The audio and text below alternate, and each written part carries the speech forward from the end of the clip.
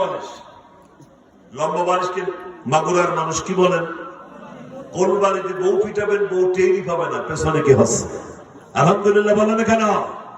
আবার বলা হচ্ছে বলা ইউদুরাবুল ওয়াজহু, মুখে মেরো না। সুতরাং এরপরেও যদি কেউ বলে ইসলাম নারীকে ঠকিয়েছে, এটা মানুষটা জানো। ও আমার মা, ও আমার, ইসলাম তোমাকে সব থেকে বেশি সম্মানিত করেছে।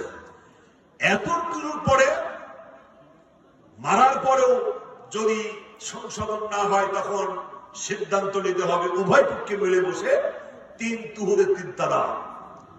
তালাক দেওয়ার সময় আপনাকে হিসাব করে দিতে হবে আপনার স্ত্রী পবিত্র না অপবিত্র।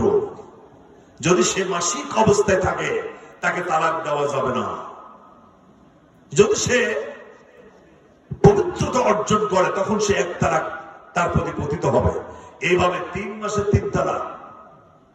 আমরা কি করি? জায়গায় দাঁড়ায় 15 তালাক। বোন তালাক দিতে দিতে বোর মা তো তালাক দিতে